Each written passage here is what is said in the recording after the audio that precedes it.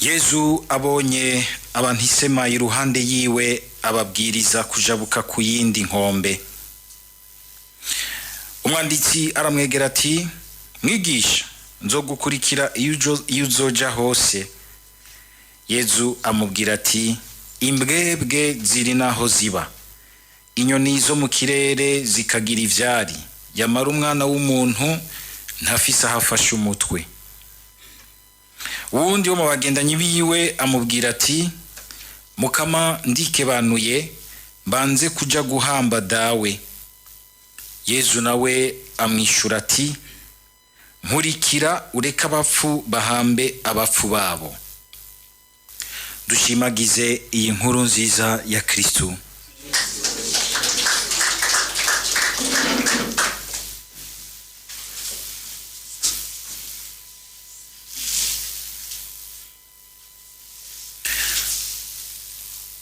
Hari ikintu twumvise mu gisomwa ca mbere ngo kibabaza cane Imana, nk'ishano ribabaza rwose Imana.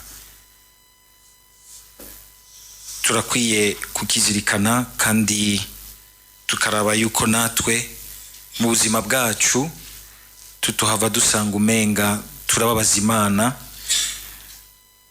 kandi twitwa ko turi mu gihugu c'ab'Imana.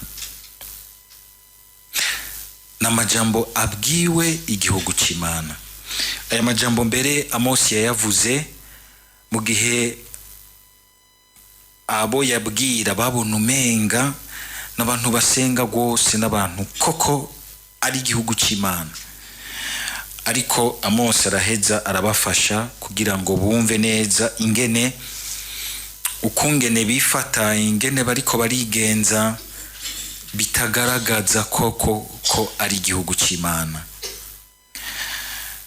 Iryo shano rikomeye rwose bwa mbere ni iryo kwibagira aho Imana yabakuye. Mwumvise amashano ane ahambaye, turayagaruka ko mugabo ubwayo ntahambaye muri yo ubwayo bwa mbere, ahambaye ubwayo kuko ubwa mbere na mbere muri yo bagaragaramo nk'abantu bibagira ivy'Imana yabagiriye. Aya majambo asozera arahambaye rwose ya Amosi yagize ati, Imana yagize iti iciye kuri Amosi ngo, kandi akaba ari jewe nari nakuye abamorita imbere yabo, naho uburebure bwabo bwari bumeze nk'ubw'amasederi.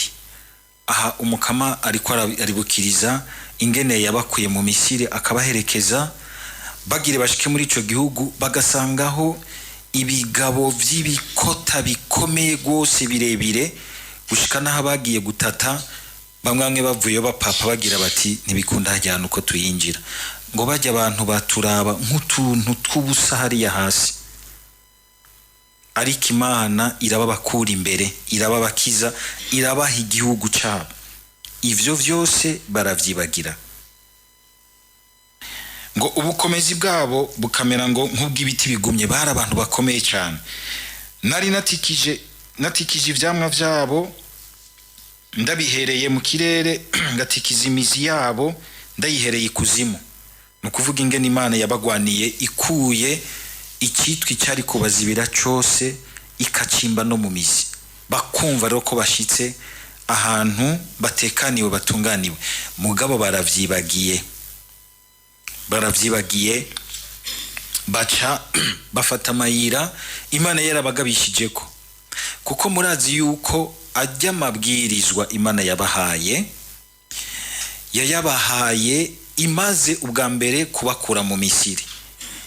Ntiyabanje kubakura mu Misiri hama ngo ibaha amabwirizwa, yabahaye amabwirizwa ari uko ibakuye mu Misiri. Harimo inyigisho ikomeye. Nukuvuga iti, ndabakuye mu buja bwo mu Misiri, ndabakuye mu bukoroni bwo mu Misiri. Shira ko yandi majambo tumenyereye gukoresha uyu munsi, ubukoroni. Ndabakuye ko abakoroni kumbura abanyamisiri, mugabo ndabahaye amabwirizwa yanje, kuko ayamuyarenze muzokwinjira mu bundi bukoroni buteye ubwoba kandi wabaje gusumvya. Ndabakuye ko abakoroni b'Ababirigi, ariko nimutaraba neza mwebwe nyene mushobora gukoronizanya kubi gose bishisha Imana bikaba nk'ishano ry'Imana, nubwo mwiyita ko mwashize Imana imbere, nubwo mwiyita ko muri igihugu umenga cabaye ko igihugu c'Imana, kuko muvuga ibisabisho vyinshi, ariko mukaba murangwa n'amashano ane twumvise umukama avuze akomeye cyane. Ibintu bavuze navyo tubona iwacu, tutagombye kwisiga inkore ku maso.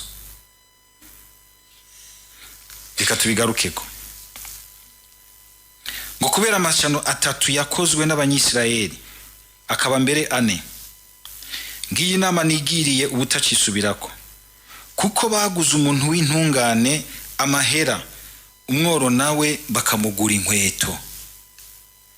Ingene tuzi kurya boro ku mayeri kugwenge, tukabafatira mu bukene bwabo, tukabagurira amatongo yabo, tukaneksa kuyiwacu, tukarima tukimbura, mbere ivyo twimbuye amatongo twabaguriye tukaja kuyagurisha ko ku mahera menshi. Umworo ntiyigera ava hari ngo ashobore gutera intambwe. Tukabona abantu bagwiza batunga bagwiza tunga bakenya batunga gose, igihugu cateye imbere, mugabo benshi banyitse. Ntitubona ico kinogo hagati y'umutunzi n'umworo Lazaro kiguma ciyimbika.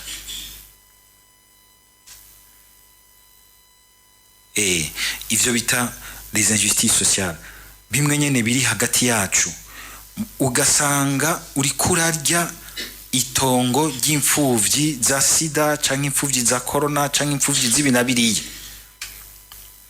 kandi ugacubona uti jewe ndahambaye, uri umuonkre w'umuniyese w'umusinzi w'umuneve wawe atafisa avugira, ntazi ivyo abavyeyi bamusigiye, mugabo warabiriye ku mayeri kugwenge, kandi ukaza mu bikorane, ukaza mu bisabisho, udugije ruwanje umenga uduganya abantu mu ijuru rya kane. Apana, hari umupfakazi muri ko murarya iwanyu, mugomba kumwomora mu vy'umuhungu wanyu yasize ngo bisubira iwabo. Ugasanga umuntu yamari muri stress idahera, uruhagarara mu mushiramwo. Ivyo ntibiri hano iwacu, kandi ugasanga biri mu bantu basenga. Imwe tuko turaganira n'abantu, uganira n'umwe kagira iti ukazomba ngo none ngo pati mbwerega ngo niko bimeze ngo tubeho gutuye umunsi. Oya, ntushobora kurya uwundi ku mayeri kugwenge, umufatiye ku bukene bwiwe, umufatiye ku bworo bwiwe, umufatiye ku bupfuvyi bwiwe canke ku bupfakazi bwiwe, hama ngo byijane guca imbere y'Imana. Ntibishoboka, kuko Imana irahagararira umuntu wese kuko ari mu ishusho y'Imana. Igihe bigufata ukumva uranunzwe n'ibintu vy'umworo, kumva umenga urashaka kuvyigarurira, itwararika ubwa mbere kumubona mu ishusho y'Imana. Izo nyosha mbi zizokuvako nk'impuzi korotse kuvako. Les injustices ni nyinshi, hamwe hose usanga turiko turaburabuza abantu, ugasanga nk'ibintu vyo gutuma umuntu ashobora kuronka n'ivyo afitiye uburenganzira. Ugasanga abantu bahubuzi babubaha biciye mu bintu bigoye gose, ugasanga barabusha abantu. Nivyo rero, nivyo igihe tutagwana ngo tubigabanye uko dushobora kose mu buzima bwacu, ntituba turaba ko ku igihugu c'Imana. Hari irindi shano umukama yavuze ngo kuko bamenaguye imitwe y'abantu bato bato, bakazimiza inzira y'abatagira uburyo. Ibintu vy'abacamanza, n'ibintu by'abacamanza, les juges corrompus. Abacamanza uyu munsi badashobora guca urubanza neza utaciye inyuma ngo uhindukire umucisha ikintu mu mufuko canke asange washize ikintu kuri konte yiwe. Abacamanza mu nyumva muragowe. Ivyo bintu tutabivuyemwo dukwegera amahana igihugu cyose, urubanza rukwama ruhengekeye iwutanze igiturire kinini, kandi ugaca usanga mbere n'umworo agiye kuraba hapfuma kopesha kugira ngo nawe atange igiturire. Ugasanga turi muri ambiance, muri klima y'abantu buzuye ibungwe ry'akarenganyo gakomeye, ariko kanyegeje mu bintu by'amasengesho n'ibisabisho. Kandi uwatanze uruture runini nyabakaruca agacaza gusomesha imisa ngaha y'ibihumbi 200 waje gukengurukira Imana, kura ngaho kuri altare twarutamena, cyangwa uje gutanga muri mariato, gumya iyo si mariato, uri kuri kokora wenyene mbere. Ni bimwe Imana ivuga iti biranukira, biranukira. Nakajyo keza kugira ngo twitere ikibazo gikomeye cy'ubutungane bw'Imana mu mitima yacu. Abantu b'abacamanza, abantu muri ko muri gadroit, mwitegurire gukorera kwishantiye y'ubwami bw'Imana. Abantu bakorera ubutungane mu bihugu bari kwishantiye y'ubwami bw'Imana baratuma ibihugu bihumeka neza. Ukabona umuntu bakiriye urubanza, no kugira ngo ave muri kagasho ategezwa gupfumbatisha umusohora. Wewe ko urubanza rwawe rwacitse warutse, kubira iki batawukura mu gasho? Gusa indaronka yo ntanga y'igiturire. None azo yakura he kwa ino mu gasho atagenda kuyakorera ngo afuma yazana?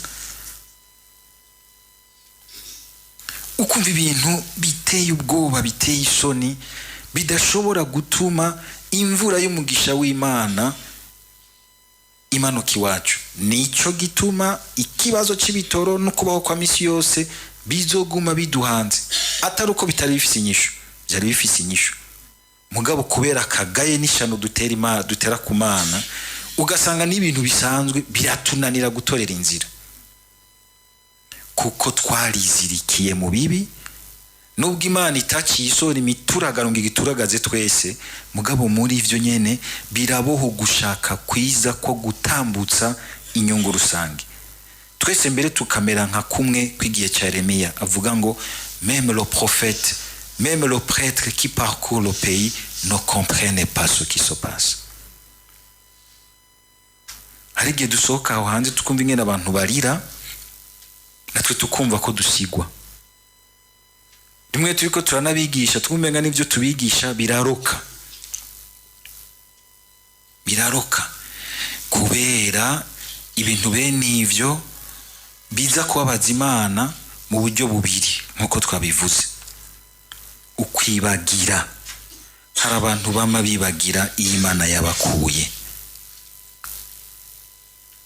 ugasanga mu kubaho kwabo, mu kwigenza kwabo, baguma barondera kwigana mbere mu rugero rusumbirije amafuti yabo baheruka gusubirira. Ugasanga muri wewe nomination baguhaye ni yo kurya, ukarya gushika nawe bagira kwihanagura ku munwa.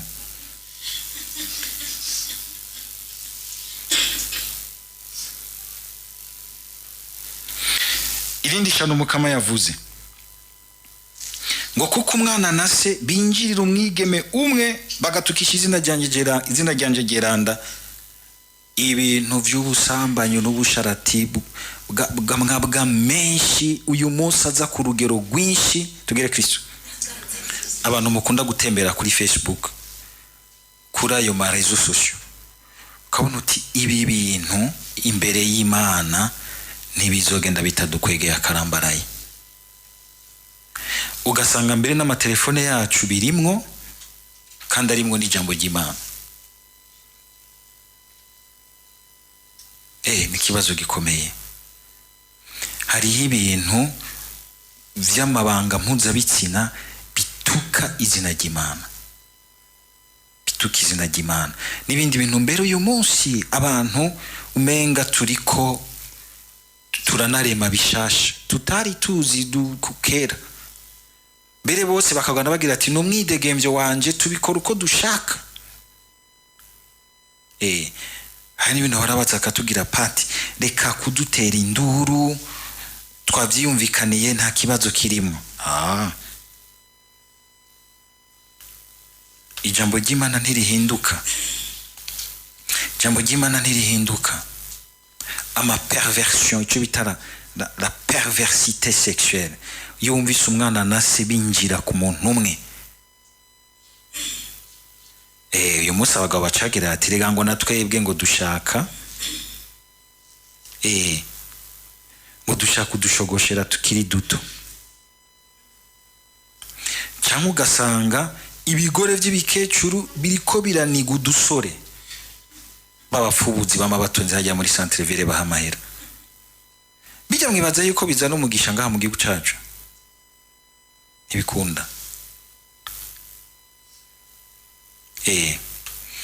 Bikageraho ushobora gusanga abantu bubahuka kujya kudiraga abantu b'Imana, ababikira n'abapatiri. Iyo nabo nyene batavyisutsemo ntibishobora kuzana umugisha. Ntibikunda. Biri mu mashano ababaza Imana. Iyo twumvise yuko ari ibintu bishobora kubabaza Imana gushika gutyo, umuntu biramufasha kugwana, kuko twese nta numwe afise urucanco rw'inabi. Kandi wabuno biriko birashikira ntumutwenge, ahubwo bikubera ikiguti mpananje guca bugufi, kuko bijye biriko biramushikira bishobora kunshikira nanje. Icyakane nico ngire mvuge, abenshi bashaka kwibaza bati ico coco mukamara uyara twinjiriye gose, ngo kuko ngo bahora bajyamira iruhande y'uruhimbi rwose ku muzu z'inkizurano, bakanywa imivinyu bakiriye abandi kw'ikiru, bakayinywera mu ngoro y'Imana yabo amaraha, ikirori c'urutavanako.